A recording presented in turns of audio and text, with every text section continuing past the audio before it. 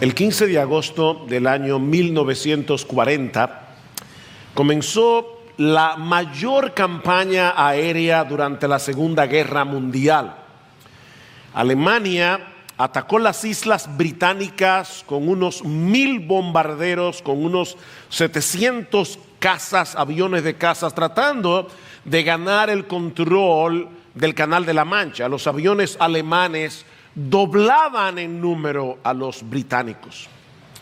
Al día siguiente, 16 de agosto, Winston Churchill estaba en la sala de control, donde había una mesa enorme que representaba el campo de batalla. Encima de la mesa se colocaron piezas que representaban a los aviones alemanes, y un panel con bombillas mostraba la ubicación de los aviones británicos, de la Real Fuerza Aérea Británica, la RAF, como se conoce por sus siglas en inglés. Una bombilla apagada indicaba que ese avión estaba en tierra todavía, esperando para entrar en combate. Una bombilla encendida indicaba que el avión ya estaba en el aire. De repente, todas las bombillas del panel se encendieron, indicando que todos los aviones de la Real Fuerza Aérea estaban en acción. Y después de un tiempo de mucha tensión, los alemanes se vieron obligados a retroceder y regresaron al continente. Los aviones británicos habían detenido su avance. Ese fue un evento determinante para el futuro de la guerra y por lo tanto para el futuro de toda Europa. Pero cuenta la historia que Churchill salió de la sala de control muy emocionado. Se sentó en el carro junto al secretario del gabinete de guerra y en ese momento pronunció una de sus frases más famosas. Nunca antes en el ámbito del conflicto humano tantos debieron tanto a tan pocos. Nunca antes en el ámbito del conflicto humano tantos le debieron tanto a tan pocos.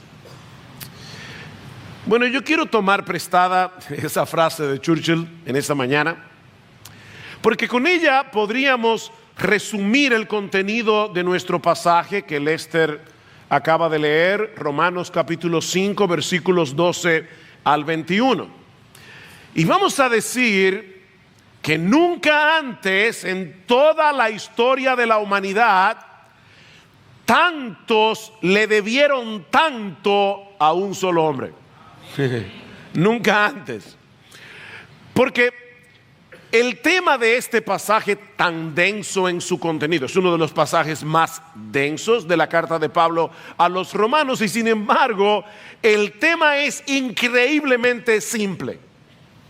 Sí, es un tema sencillo, porque el tema de toda esta sección es que así como el pecado y la muerte vinieron por medio de Adán, así también la vida y la justificación vinieron por medio de Jesucristo. ¿Ven qué simple? El pecado y la muerte entraron por Adán, la justicia y la vida vinieron por Jesús.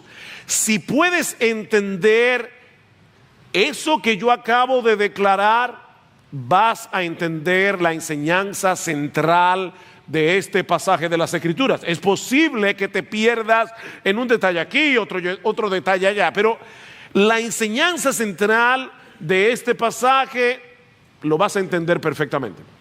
Hay una similitud entre Adán y Cristo, a quien la Biblia llama el segundo Adán, al mismo tiempo que hay una diferencia abismal, irreconciliable entre los dos. Es a eso que se refiere Pablo cuando dice en el versículo 14 de Romanos 5 que Adán es una figura, literalmente es un tipo del que había de venir, es decir, nuestro Señor Jesucristo. Adán fue un personaje histórico real. De hecho, la historicidad de Adán es necesaria para entender este pasaje. Y para aceptar la enseñanza de este pasaje, Adán fue un personaje histórico real de carne y hueso como tú y como yo, pero que prefigura a Cristo en el sentido de que ambos impactaron la raza humana, uno para mal, el otro para bien. Lo que hizo Adán afectó a todos los que descienden de él. Lo que hizo Jesús trae bendición sobre todos los que están unidos a él por la fe. Ahora, ¿cómo puede ser posible que millones de pecadores a través de todos los siglos puedan recibir el favor de Dios por la obra de un solo hombre? O usando las palabras de Churchill, ¿cómo puede ser que por un solo hombre tantos reciban tanta bendición? Bueno, eso es lo que Pablo va a explicarnos ahora en los versículos 12 al 21 de Romanos 5. Y todo esto con el propósito de asegurar la esperanza de los creyentes, que es lo que Pablo viene hablando en los versículos 1 al 11, al contemplar la abrumadora superioridad de la obra de Cristo, el segundo Adán, sobre el pecado del primer Adán. Podemos dividir este pasaje en dos grandes secciones.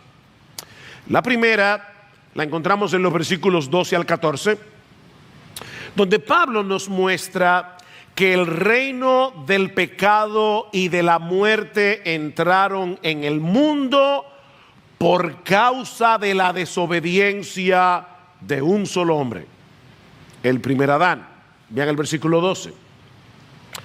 Por tanto, tal como el pecado entró en el mundo por un hombre, y la muerte por el pecado, así también la muerte se extendió a todos los hombres porque todos pecaron. Si alguna vez tú te has preguntado por qué el mundo está tan mal, aquí está la respuesta. Pablo resume la historia de la degradación humana en 3 pasos descendentes.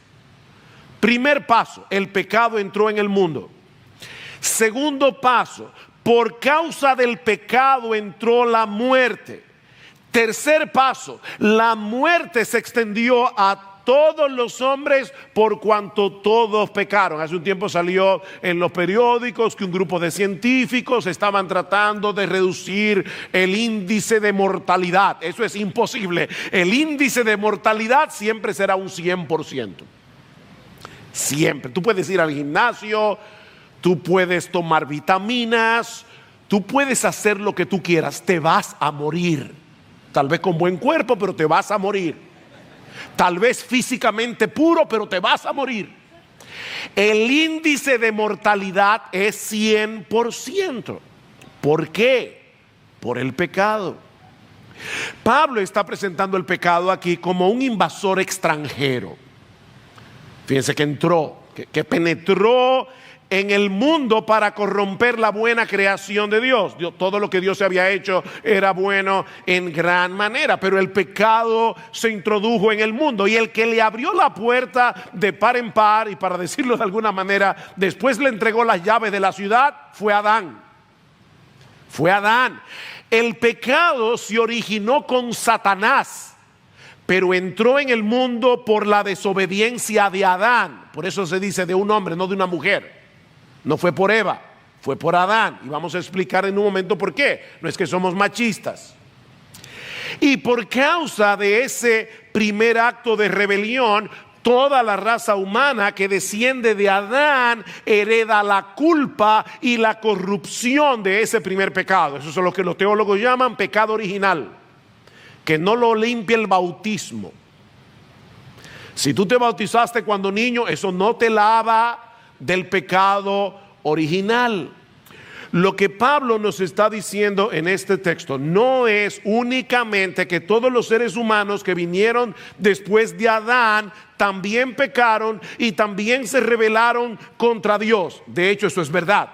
Todos los hombres han pecado, todos personalmente se han rebelado contra Dios. Pero eso no es de lo que Pablo está hablando aquí. Lo que Pablo nos está enseñando en este pasaje es que todos nosotros pecamos en Adán. Todos nosotros pecamos en Adán. Ustedes recuerdan que hace unos domingos atrás yo les decía que la bendición está en la gramática. La bendición está en la gramática. Bueno, permítanme hacer la siguiente observación gramatical. Aquí dice: el pecado entró en el mundo por un hombre, la muerte por el pecado, y así la muerte se extendió a todos los hombres porque todos pecaron. Todos pecaron. ¿Qué es lo que Pablo quiere decir con esa frase? Bueno, la palabra pecaron, el verbo pecaron en el texto original en griego, se encuentra en un tiempo que es muy particular de este idioma, que señala una acción única que se llevó a cabo en el pasado. Lo que Pablo está diciendo en el texto es que en ese momento histórico en que Adán pecó, todos pecaron en él. Miren, mis hermanos amados, si no entendemos eso, no entendemos el Evangelio. Si no entendemos esto, tampoco vamos a poder entender la obra de Cristo a nuestro favor, que es realmente lo que Pablo nos quiere explicar. No es cómo entró el pecado, sino cómo entró la justicia. Pero hay una similitud en cómo entró el pecado. Así entró la justicia. Adán fue designado por Dios como representante legal de la raza humana. Para usar un lenguaje teológico más preciso, no se asusten con las palabras grandes. Este pasaje fue escrito a una iglesia de gente comunes y corrientes como tú y como yo. Pero para usar un lenguaje teológico preciso, Adán era nuestra cabeza federal. Ok, ¿qué significa eso? La palabra federal proviene del latín y significa pacto. Eso es todo. Solo que en vez de decir cabeza pactal, porque suena raro en español, decimos cabeza federal. Dios siempre ha tratado con la raza humana a través de pactos por medio de un mediador, por medio de un representante. Ese es el modo de operar de Dios. Bueno, la cabeza o representante federal es una persona que a través de una relación de pacto sustituye a otra o actúa en representación de otra. Y aunque ese concepto de primera impresión puede parecer confuso, en realidad no es tan extraño como parece. Pensemos en la historia de David y Goliat. Esta es una ilustración bíblica. Ambos representaban a sus naciones respectivas, ¿verdad? De manera, o sea, no era un problema personal entre David y Goliat. No, era un problema entre los filisteos y los israelitas. Uno representaba a los filisteos, el otro representaba a los israelitas. De tal manera que la victoria de uno era la victoria de todos y la derrota de uno era la derrota de todos. ¿Ven el concepto de representación? Otro ejemplo que podemos usar es el de un gobernante que le declara la guerra a otro. Esa no es una acción individual porque el rey o el presidente o el primer ministro están actuando como representantes de toda una nación. Si el gobernante declara la guerra, todos estamos en guerra, y si la pierde, todos perdemos. Ok, yo quiero que este concepto quede tan claro en vuestra mente como la luz del mediodía. Así que voy a usar otro ejemplo. Solo que esta vez lo voy a hacer más cercano. Un ejemplo de nuestra propia historia como nación. El 18 de marzo de 1861, la República Dominicana fue anexada a España, apenas 17 años después de nuestra independencia. A través de ese acto de anexión, perdimos la soberanía y volvimos a ser colonia española. El responsable de este republicidio fue el general Pedro Santana, que era en ese tiempo presidente de la República, y por supuesto aquí en España a cambio honró con los títulos de gobernador civil, capitán general de la colonia, senador del reino, teniente general de los reales ejércitos y marqués de las Carreras. La República Dominicana entera perdió su soberanía por la acción de un solo hombre.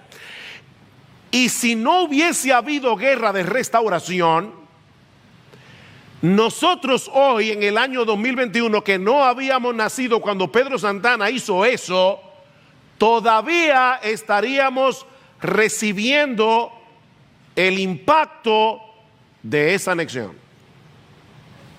Todos los dominicanos fueron afectados por la decisión de Pedro Santana.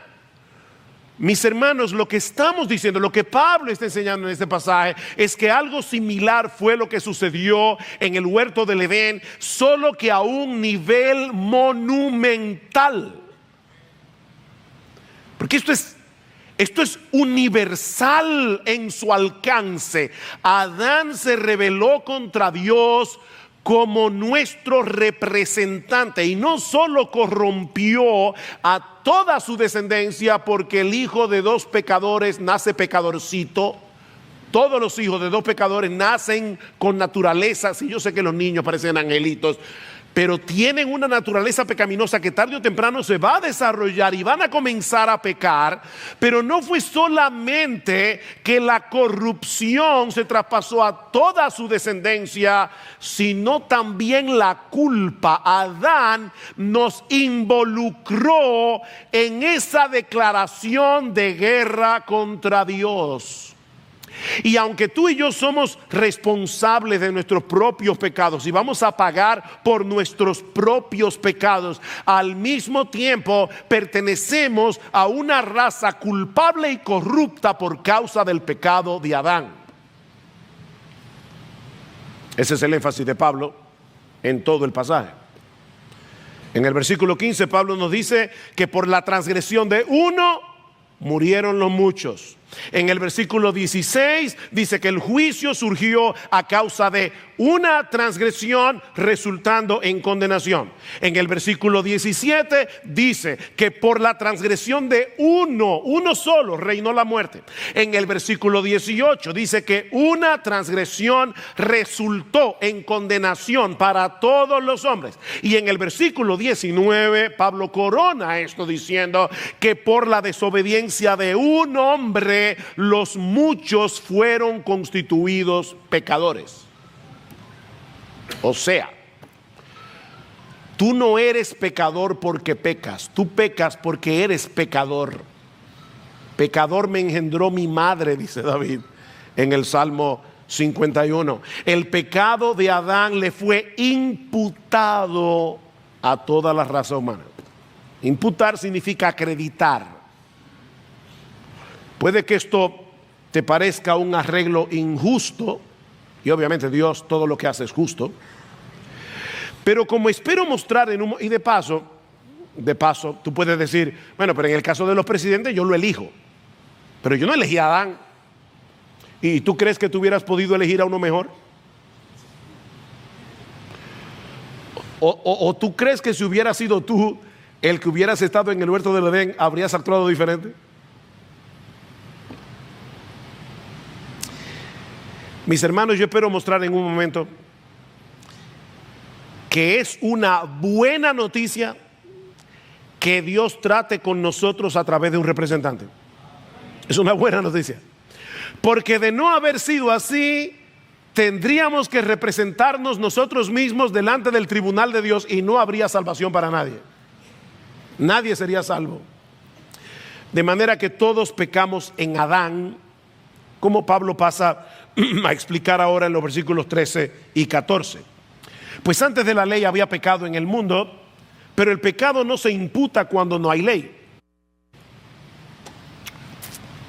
O sea, Tiene que haber una ley para que yo la pueda transgredir. Sin embargo, la muerte reinó desde Adán hasta Moisés, que fue el dador de la ley, aún sobre los que no habían pecado, con una transgresión semejante a la de Adán, el cual es figura del que había de venir. El argumento de Pablo es algo como esto: donde no hay una ley explícita, no se puede acusar a nadie de haber violado la ley, ¿no es así? Sin embargo, antes de la llegada de Moisés, por medio del cual Dios nos dio la ley, no solamente había pecado en el mundo, sino también muerte. Todos murieron, desde Adán hasta Moisés. Es verdad que la ley moral estaba escrita en los corazones de los hombres y por eso fueron considerados culpables, pero Pablo dice que ninguno de ellos, versículo 14, pecó con una transgresión semejante a la de Adán. Es decir, ninguno de ellos transgredió un mandamiento explícito como hizo Adán en el huerto del Edén, porque la ley no había venido. Y a pesar de eso, todos murieron. No solo por violar sus propias conciencias cada vez que pecaban, y la ley que estaba escrita en sus corazones, como dice Pablo en Romanos capítulo 2, versículos 14 y 15, sino primordialmente todos ellos murieron porque eran miembros de una raza que estaba condenada a muerte debido a la rebeldía de su primer representante. Yo sé que el pasaje tiene como demasiadas ideas, pero esa es básicamente la idea que Pablo quiere transmitirnos. No había ley, pero sí había pecado y sí había muerte. No solo porque la ley había sido escrita en el corazón, sino porque es que todos nosotros ahora nacemos a semejanza de Adán. Génesis 5. Adán fue creado a imagen de Dios, pero toda la raza humana desciende de Adán y Eva a la semejanza de Adán en su naturaleza caída, y por eso todos murieron. Pero gloria al Señor que esta no es toda la historia. De hecho, ni siquiera es la parte más importante de esta historia, como continúa Pablo enseñando en los versículos 15 al 21, y eso nos lleva a nuestro segundo encabezado. Así como el reino del pecado y la muerte entraron en el mundo por causa del pecado del primer Adán, de una manera el superabundante don de la gracia, de la vida y la justicia vinieron por causa de nuestro Señor Jesucristo. Hay una semejanza, ¿verdad?, entre el primer Adán y el segundo Adán, como dice Pablo en el versículo 14. Adán es figura del que había de venir. Ambos fueron constituidos por Dios como cabezas federales de toda la raza humana.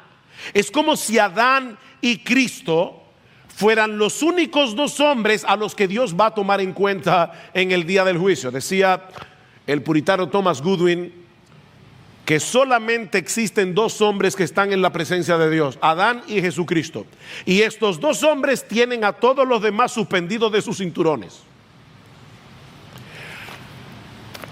O tú estás en Adán o tú estás en Cristo.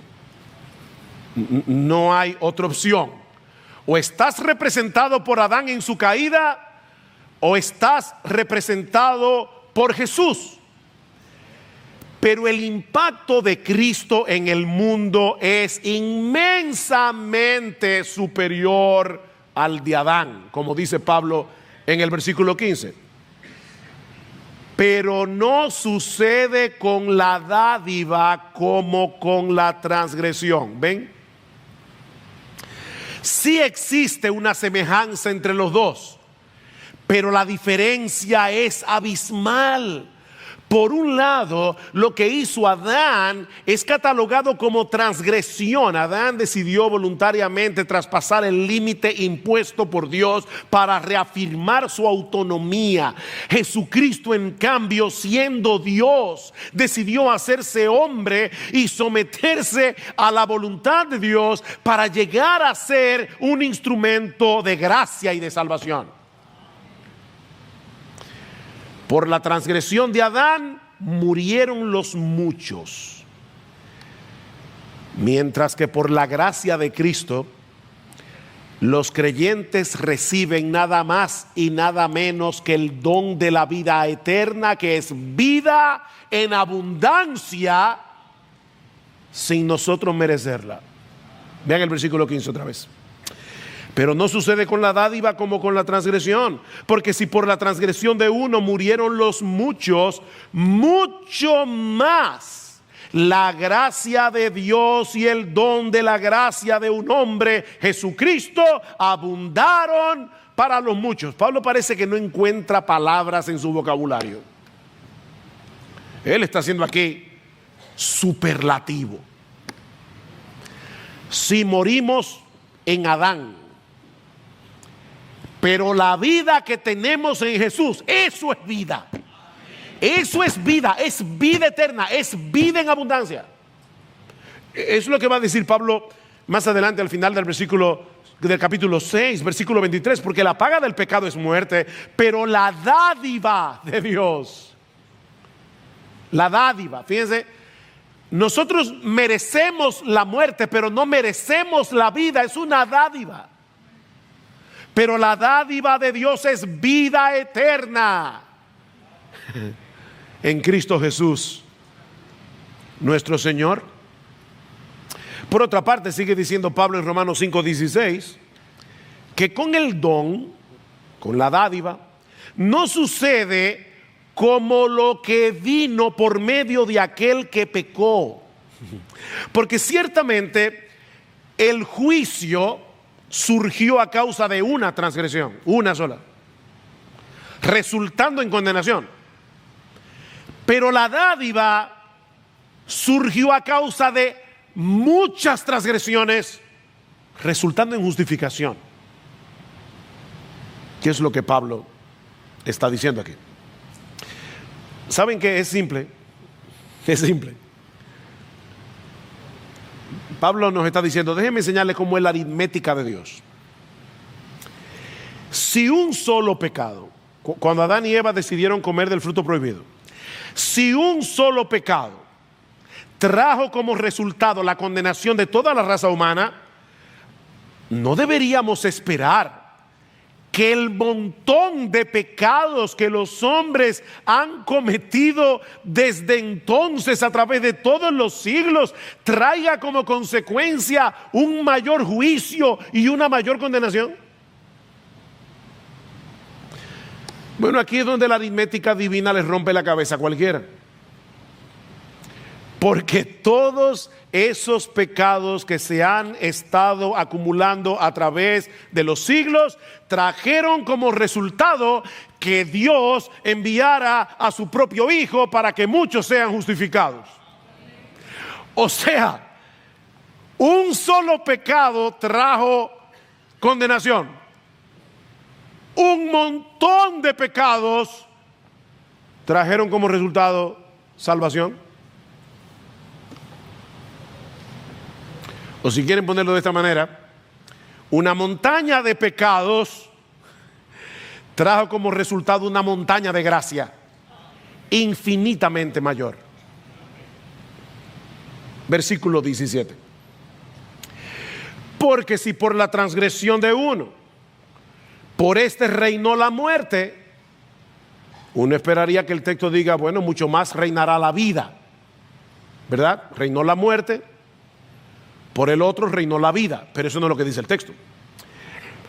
Porque por la transgresión de uno reinó la muerte, por este mucho más reinarán en vida. No que reinará la vida, sino que nosotros los cristianos reinaremos en vida Por medio de uno, Jesucristo, los que reciben la abundancia de la gracia y el don de la justicia. Otra vez, ¿qué es lo que Pablo está diciendo? Por medio de la transgresión de Adán reinó la muerte. Pero por medio de Cristo nosotros los creyentes reinaremos en vida. No se trata simplemente de que antes estábamos muertos y ahora estamos vivos. Es mucho más que eso. Los cristianos reinamos en vida porque ahora pertenecemos a un reino que venció la muerte y venció al pecado.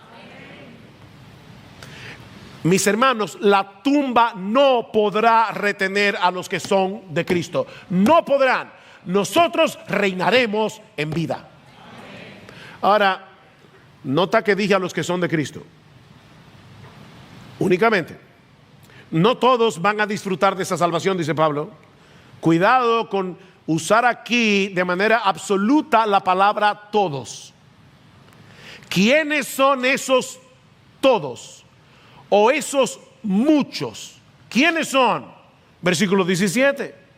Los que reciben por medio de la fe la abundancia de la gracia y el don de la justicia.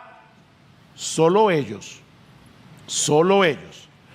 Toda la raza humana es condenada en Adán, pero no toda la raza humana se salva en Cristo. Solo los que aceptan por la fe el regalo de la salvación que Dios nos ofrece en el Evangelio. ¿Y qué es lo que Dios nos ofrece en el Evangelio?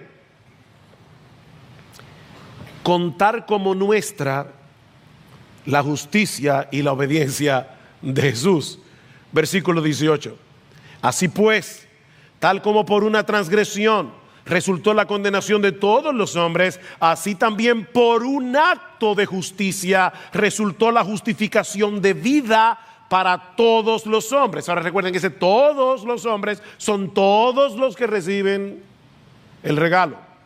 Versículo 19, porque así como por la desobediencia de un hombre los muchos fueron constituidos pecadores, así también por la obediencia de uno los muchos serán constituidos justos. Eso es el Evangelio. No son nuestros actos de justicia los que Dios toma en cuenta para justificarnos, es decir, para declararnos justos en su tribunal. No es la justicia de Jesús. Así que no es por nuestros méritos, no es, mi amigo, óyeme bien, no es por nuestras obras, no es por nuestro esfuerzo que somos aceptados por Dios. Es por sus méritos, es por su obra, es por su esfuerzo. La salvación depende de Cristo, de principio a fin. Él no es un eslabón más en la escalera que nos lleva al cielo. No, Él es la escalera completita. Él vino al mundo para representar a todos aquellos que el Padre había escogido para salvación desde antes de la fundación del mundo. Recuerden, Él era un representante. Jesús no vino, como piensan muchos evangélicos en el día de hoy, para morir en una cruz y de esa manera hacer posible que tal vez alguno se salve. Porque según muchos evangélicos, Dios te da la gracia inicial, pero ahora depende de ti completamente dar el paso de salvación. No, mil veces no. Jesucristo vino a representarme, a representarte, si tú eres creyente. A ti con nombre y apellido. Él no vino a hacer posible que tal vez alguno se salve. Él vino a salvar. Él vino a salvar a su pueblo de sus pecados, dice Mateo capítulo 1, versículo 21. Jesús es Salvador. Él obedeció como nuestro representante. Él murió como nuestro representante. Por causa del nuevo nacimiento, estamos unidos a Él por la fe, de tal manera que Dios cuenta como nuestro cada acto de obediencia de Jesús. Y al mismo tiempo nos acredita el resultado de su muerte. Estamos unidos a Jesús en su muerte y en su resurrección. Es por eso que ningún creyente verdadero se puede perder, no se puede perder, porque Dios escogió a Jesús para que fuera nuestro representante, para que viviera y muriera por nosotros. Él es la cabeza federal de una nueva humanidad a la que Dios ya no toma en cuenta sus pecados, sino la justicia perfecta de su Hijo. Pastor, pero si eso es así, ¿cuál es el propósito de la ley? Si la salvación, no depende de nuestra obediencia a la ley, porque de hecho ya Dios sabe de antemano que no podemos obedecer la ley, entonces, ¿para qué nos dio la ley? Esa pregunta es importante y lo era más en el tiempo de Pablo, porque los judíos pensaban que la razón por la que Dios les dio la ley era para frenar el pecado y aumentar la justicia. Somos pecadores y ahora viene Moisés, nos da los 10 mandamientos y de esa manera frena el pecado y aumenta la justicia. Pablo dice, no, es todo lo contrario. La función de la ley no es frenar el pecado, es hacerlo más evidente.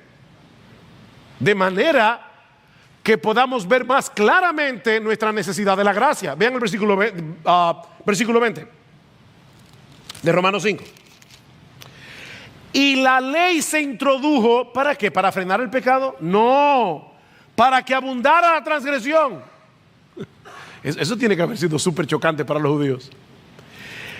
La ley se introdujo para que abundara la transgresión. Pero donde el pecado abundó, sobreabundó la gracia, para que así como el pecado reinó en la muerte, así también la gracia reine por medio de la justicia para vida eterna mediante Jesucristo nuestro Señor. La ley revela el pecado y define el pecado. De hecho, Pablo va a decir más adelante en Romanos capítulo 7 versículo 8 que debido a nuestra naturaleza pecaminosa no es que haya nada malo en la ley, no, la ley es un buen capitán, la carne es un mal soldado. El problema no está en la ley. Debido al problema que hay en nosotros, la ley no frena el pecado, sino que lo provoca.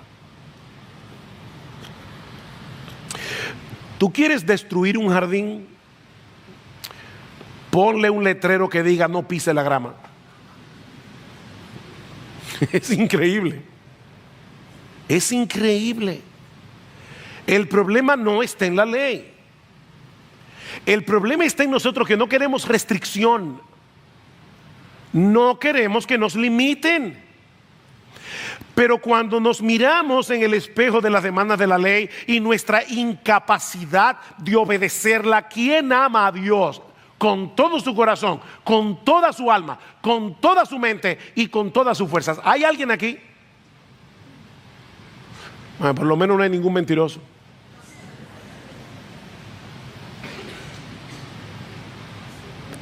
Cuando nos vemos en ese espejo, es que podemos ver más claramente cuán horrible es nuestro pecado y cuán profunda es la necesidad de acogernos humildemente a la gracia de Dios en Cristo.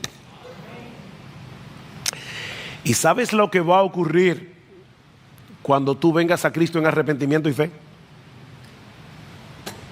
Cuando tú dejes de tratar de salvarte por obedecer las buenas obras, la ley, por tus buenas obras y la ley, y confiando únicamente en la obra de justicia de Jesús, ¿sabes lo que va a ocurrir? Que en vez de tomar el pecado con ligereza, vas a ser impulsado a obedecer la ley. No por temor, sino por gratitud y por amor a ese bendito Salvador que la obedeció perfectamente en tu lugar y que luego fue a la cruz para pagar nuestras deudas con la justicia de Dios. Y ahí entonces la semejanza y las diferencias entre Cristo y Adán. Los dos Adanes. Adán causó un desastre en el mundo por causa de la transgresión, pero la bendición que vino a través de Cristo no es proporcional a la maldición que vino por causa del pecado, sino sobreabundantemente superior. Esa es la tesis de Pablo en este pasaje. ¿Se dieron cuenta de él? Mucho más.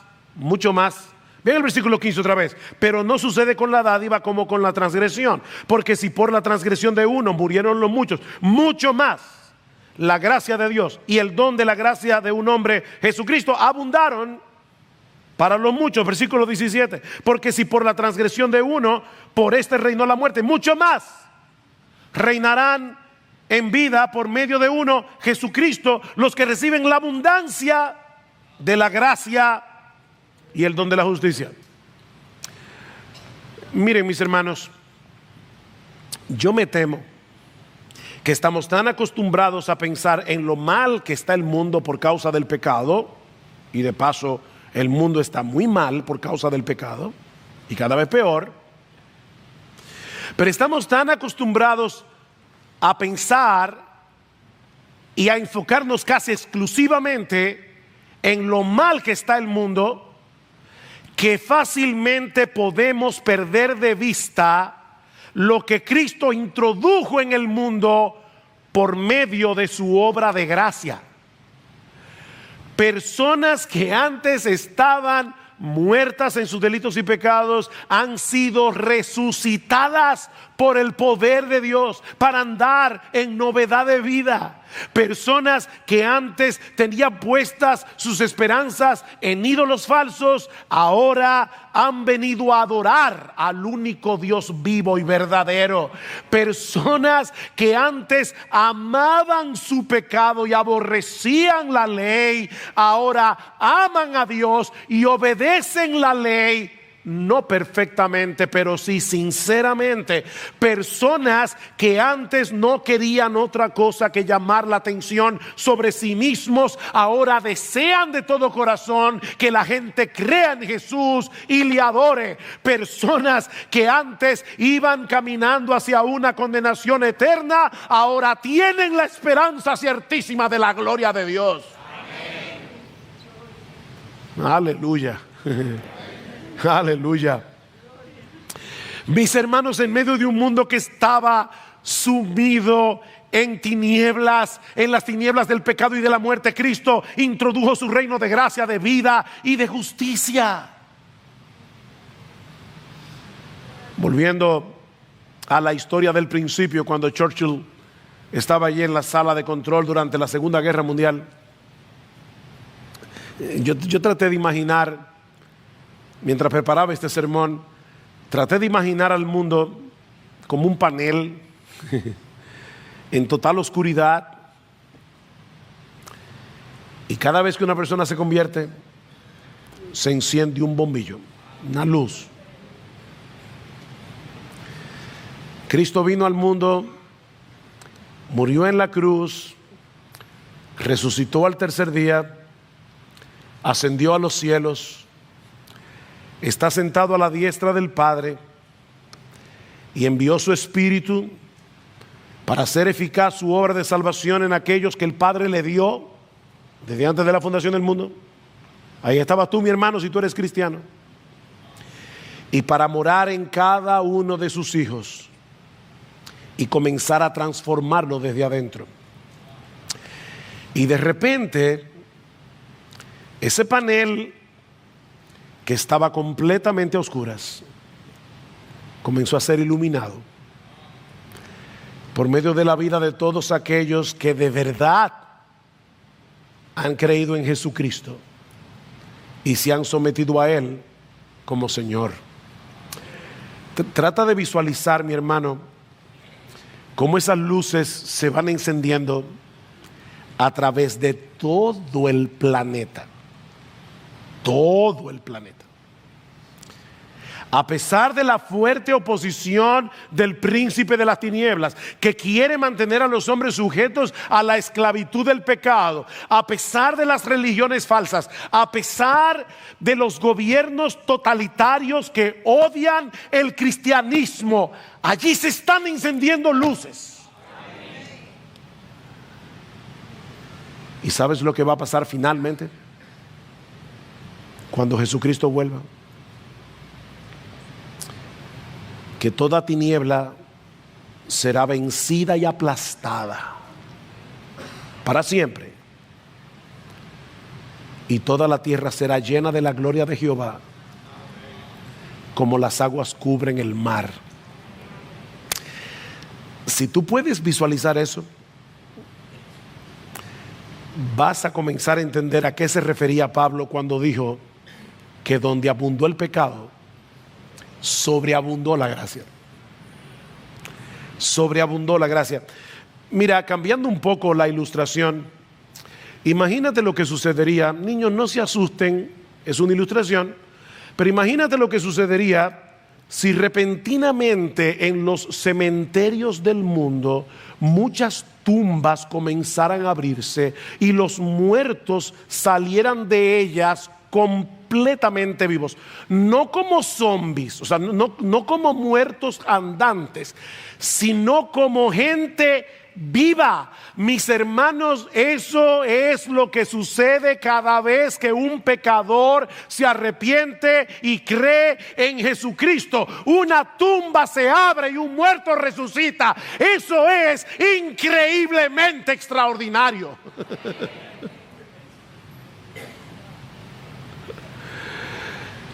Oh, mis hermanos, eso debería impulsarnos al evangelismo, a predicar el evangelio. Nosotros vemos el mundo tan duro.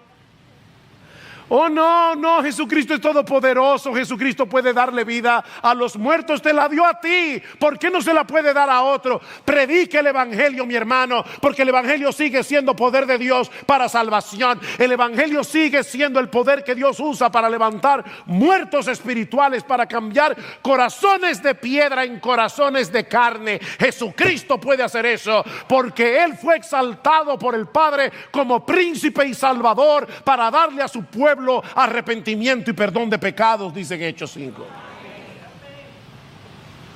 Oh, predica el evangelio, mi hermano. Predica el evangelio.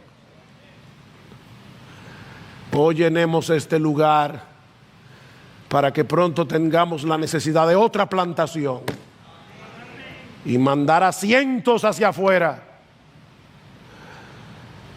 ¿Saben cuál es el problema nuestro, hermanos? Que no solemos pensar a menudo en la realidad de que el pecador está realmente muerto. Muertos, es un milagro que una gente crea. Y por eso no nos sorprende tanto que alguien se convierta. Esta tarde ya se anunció, y el próximo domingo en la tarde un grupo de hermanos dará testimonio público de su fe a través de las aguas del bautismo. Déjame hacerte una pregunta. ¿Vendrás con la expectación de ver lo que Dios ha hecho en estos hermanos? ¿O estás tan acostumbrado a ver personas bautizándose, que ya ni siquiera te sorprende? ¿Y qué de tu propia salvación? De verdad, mi hermano, ¿todavía tú puedes cantar con gozo y gratitud a Dios por ese bendito Salvador que vivió y murió en tu lugar, que vino como tu representante? ¿Todavía te sorprende el hecho de que Dios te haya escogido desde antes de la fundación del mundo con nombre y apellido para que Cristo te representara, para que tu vida esté unida a la suya por la fe? ¿O has perdido la capacidad de asombro ante esa asombrosa salvación que Dios nos da de pura gracia. ¿Y qué de tu obediencia? ¿Qué de tu obediencia? ¿Tú percibes en tu corazón una lucha porque no quieres pecar contra Dios? ¿Porque temes ofenderle con tu desobediencia? ¿O has comenzado a coquetear de nuevo con aquellas obras del primer Adán, de las que fuiste rescatado al precio de la sangre de Jesús?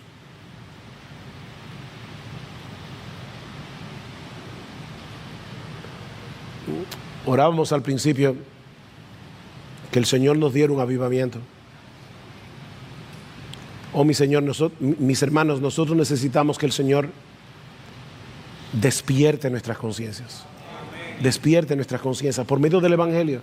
Que otra vez nos volvamos a Él en arrepentimiento y fe. Que sea revivada nuestra alma al considerar una vez más a aquel que nos representó en su vida y en su muerte, para que seamos exclusivamente suyos. No somos del mundo, somos de Cristo.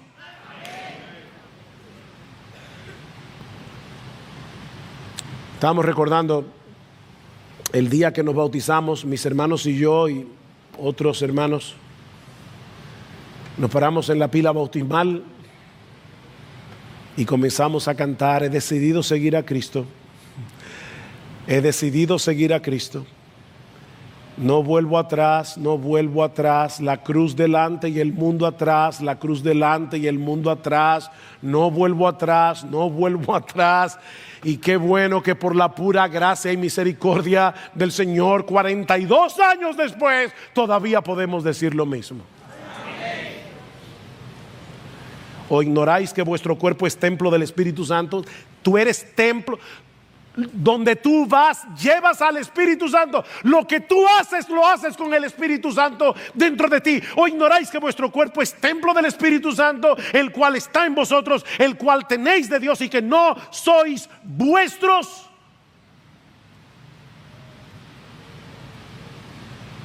Le decía a mi esposa esta mañana, en esta semana: óyeme, qué problema que nosotros de verdad creemos que nuestra vida nos pertenece.